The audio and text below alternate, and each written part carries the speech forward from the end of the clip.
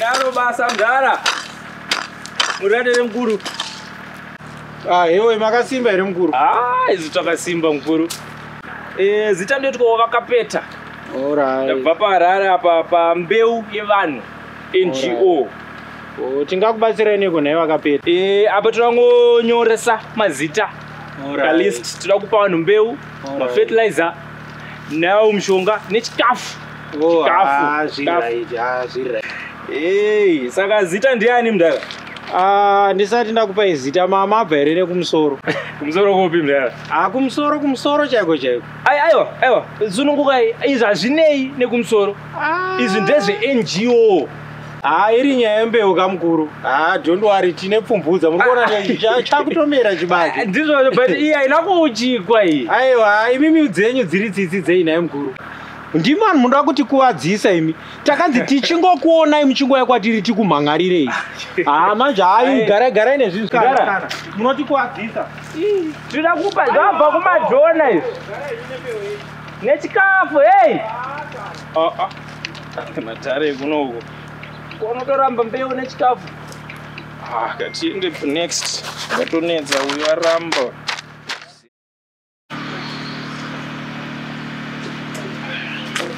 PGC. Vanhu vaya vauya PGC. Vanhu vapi? Vanhu vamakati vakangoya tigomhan'ara PGC. Ma-NGO? Ivavo ma-NGO. Varikude chii? Hanzi yedu toda kukupai chikafu netumbewa mheno zvavari kutaura. Mbeu dzema-NGO hadzitore handiti. Takaudza kuti tine pfumvudza. Dzakaiswa machips, ndo mapindiro avo emupolitics yaya. Ichokwadi ichocho. Isusu titokupai zvamunoda handiti. Ma-t-shirts.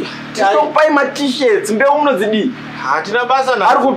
Variko tasiya variko kumunda. Ndinomuona. Isusu titomunoda ma-t-shirts, mamude mbeu. Handiti. Ichokwadi.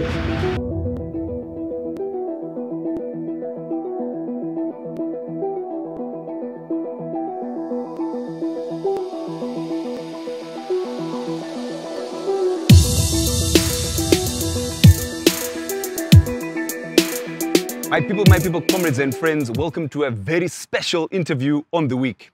We are joined by former ZANU-PF youthie and the current leader of the Front for Economic Emancipation in Zimbabwe, Comrade Godfrey Tsenengamu. Comrade Godfrey, welcome to the show. Thank you, my brother. How are you? I'm good.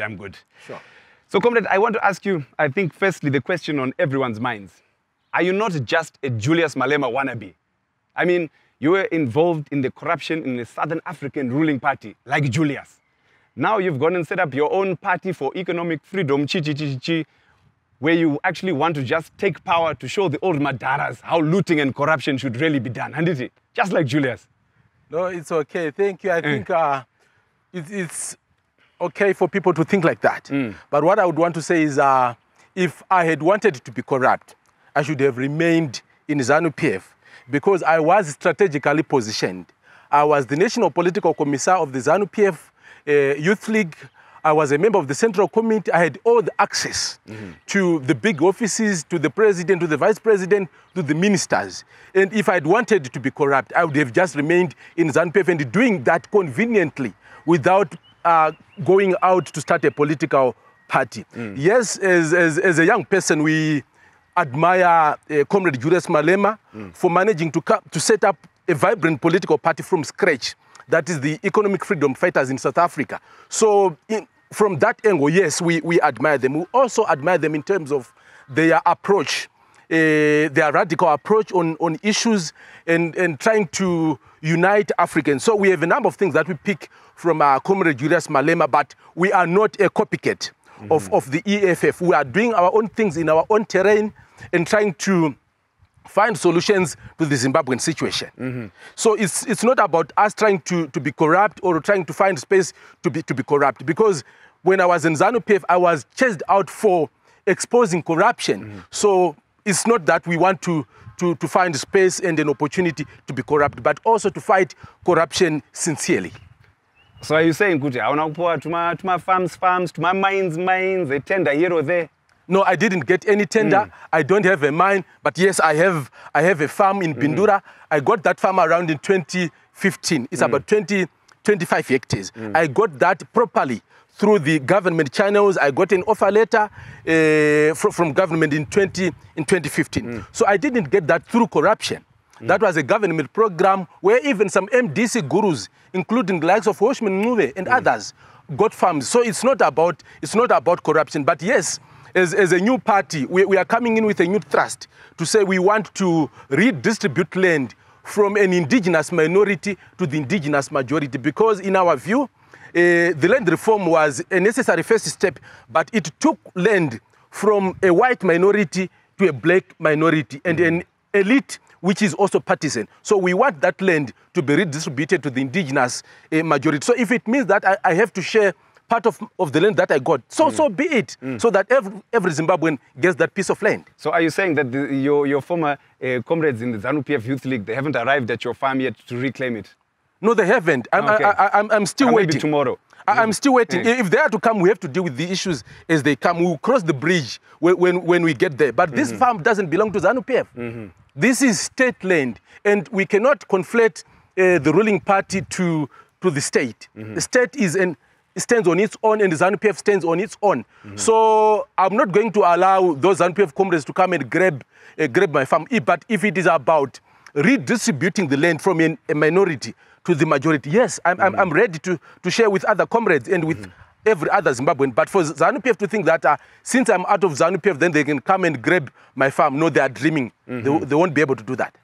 Okay, so you recently launched your Front for Economic Emancipation in Zimbabwe, and you launched it as a political party. You broke down and confessed at this launch to having committed violent crimes while you were leading the ZANU-PF Youth League. So why should people out there vote for someone who is a self-confessed violent thug?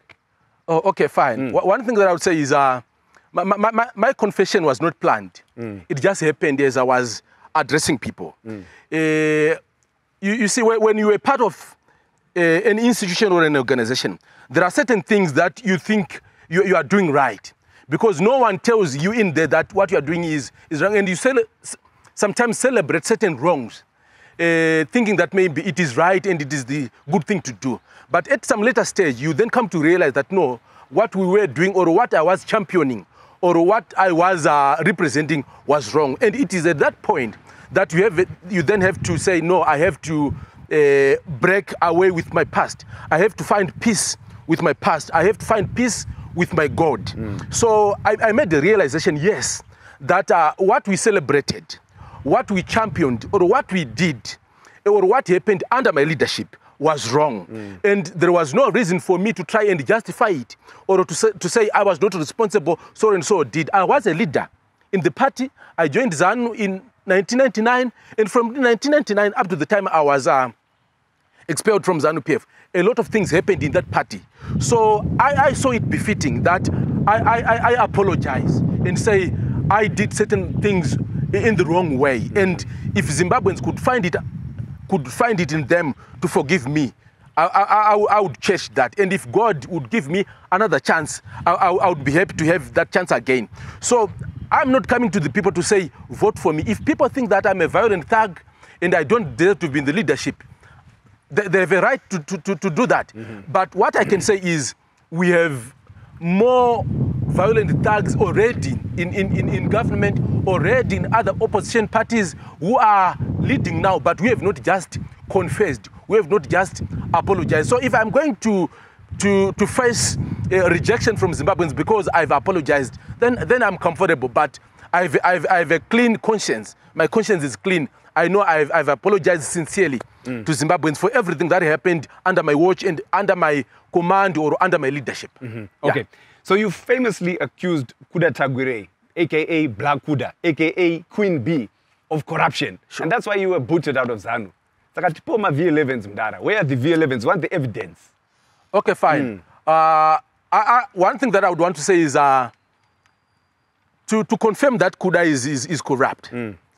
You'd see at the reaction that the ZANU leadership came up with after we made an announcement to say Kuda is corrupt. I lost my car that they'd given me, a new Ford Ranger, which was bought by Kuda. They removed me from the payroll, which was being financed by by Kuda. Why they did so, it was because they are also driving the V8s that were also bought by Kuda. And you know that Kuda has been in charge of Command Agriculture. Recently, he acquired CBZ. He is the one who owns Sakunda, is the one who owns Ridan, is the one who owns Trek, is the one who owns Fossil Agro, Fossil Contracting. He's in charge of Feruka Pipeline. He has acquired Shamba Gold Mine. He has acquired Trojan Nickel Mine. He has acquired Ashanti Gold Mine. He has acquired Jumbo Mine. He has acquired all the ZMDC mines. He has also been given 4 gas concessions in Lupane. Saka is just a hard-working entrepreneur. No, he's not a hard-working entrepreneur. Very hard-working. No, he's corrupt. He has captured the leadership. He has manipulated our systems. He has manipulated the leadership and all the civil service. He's the one who is calling the shots. So there was no point for us to go and submit evidence that we had on Kuda to the Zimbabwe Anti-Corruption Commission because someone who is strategically positioned in ZAC had her spouse who was also in these business deals, the Zupco business deals with Kuda. So going to report to ZAC was the same as going to report to Kuda. So there was no point of us going to ZAC, which is why we chose to go to the public to say this is what is there so that we name and shame. Because we knew that the leadership was compromised. We knew that ZAC was even compromised. There was nothing that they could do. And everyone. So what happened to us? So in terms of the V11s, if we had an efficient justice system, if we had an independent ZAC, yes, we could have gone and say, this is what Kuda has been doing. This is what he has been doing to banks. This is how he has been taking money from the banks and putting it on the black market, causing inflation, causing price hikes. But because these guys, in a way, are benefiting from what Kuda is doing, they are not going to act on him, which is why instead of dealing with Kuda, they chose to deal with us. So I'm not sure why I should give you the V11s, because in any case, you are not going to be able to arrest Kuda. You can also get yourself arrested. Comrade Fatswatch. No, I citizens understand. arrest, comrade. I can do citizens arrest. You will be arrested, and you remember this other lady by the name of Vingai, must be Zinmudzi or something. When she went to report about the threats that were coming from Chinamasa, instead of Chinamasa being arrested, she got herself arrested. And she's still reporting to the police for reporting that Chinamasa is encouraging people to be violent. So this is how Zimbabwe is like. So maybe try it. You can try it, comrade. Then see maybe I won't, if you be maybe it's not a good successful. idea. Yeah, maybe I won't. All right. Okay, so comrade, now we're coming to the most important segment of this interview, the fashion segment. Now, in terms of fashion, the Front for Economic Emancipation is known for your green overalls, Nema Bareta. So, are you guys trying to imitate the Povo, or you're just trying to look like national parks? Oh, okay. One thing is, why green? Because we have what we call the green revolution. You know, green represents life. Cash. Life. Peg. Yes, money in terms of wealthy, because we are also out to get the bag. To create wealthy for the poor people. Right. To bring about a prosperous Zimbabwe in our lifetime. For you or for others?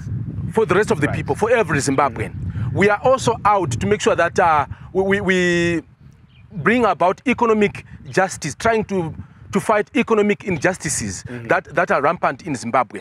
So in terms of our approach, we are trying to renew, to bring in fresh ideas in terms of how we can create a pro-poor economy as a socialist movement. So we have what we call the Green Revolution, and this is the reason why we have the green overalls, the green attires, the green worksuits.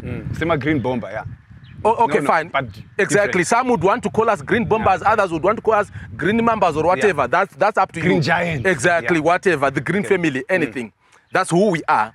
So in terms of trying to become like the Game Parks guys, no, it's not.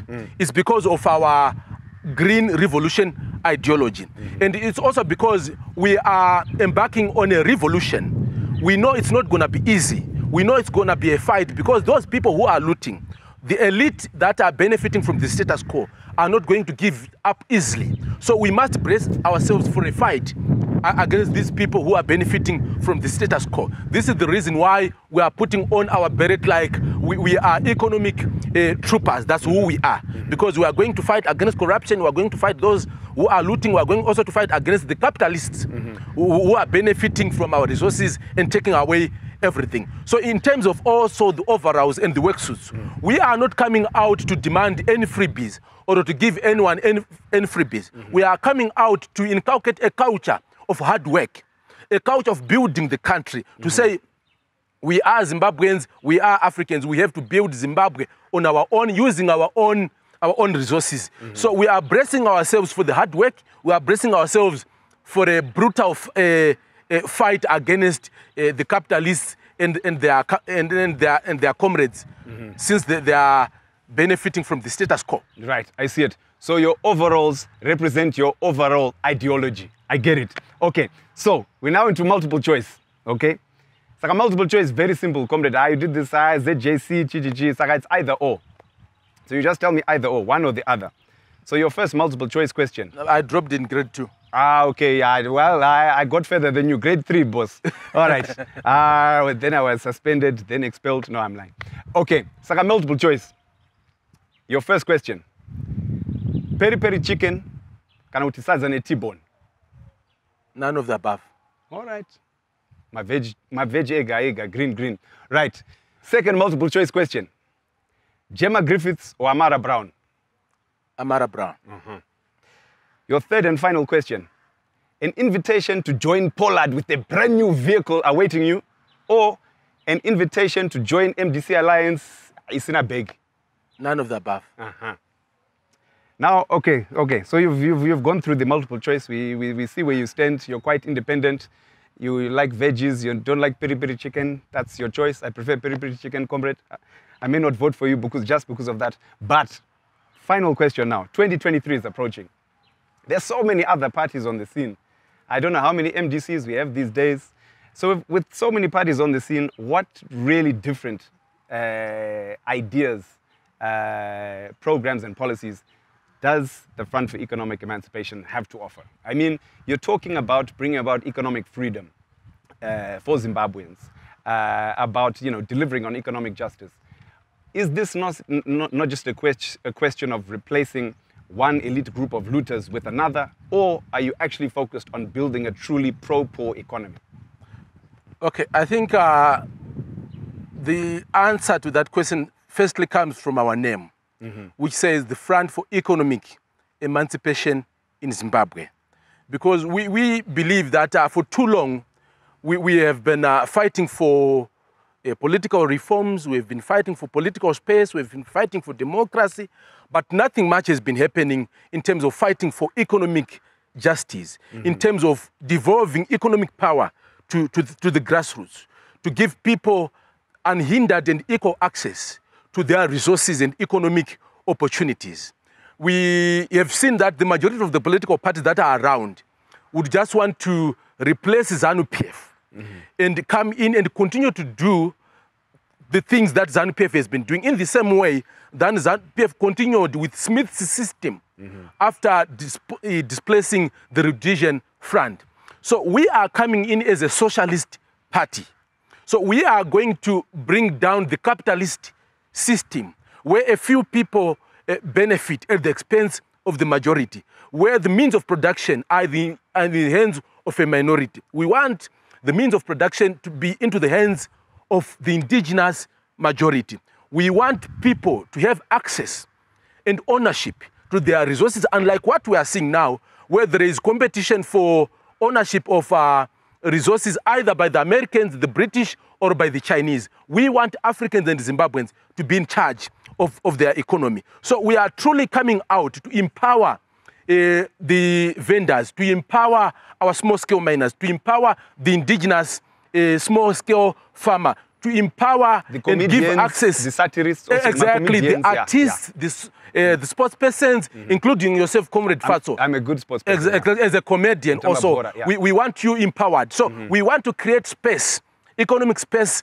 for every Zimbabwean, not so that everyone eats from the table, not getting crumbs from down the table. We want everyone to be on the table because we believe that Zimbabwe has got enough resources for everyone to have a better life than what we see now, that you have a few individuals who are rich, who are always taking minerals from very poor communities. So we are coming in not just to replace ZANU-PF with another group of elitist looters. We are coming in to say, upfumi kuvanhu izvozvi, umnoto evantwini katesi, inhlalakahle evantwini katesi, rugare kuvanhu izvozvi. So it's not just about displacing ZANU-PF, it's also about displacing their economic system which benefits an elite at the expense of the majority. We think Zimbabwe has got it to be a just, prosperous, empowered and corrupt-free Zimbabwe. What is just lacking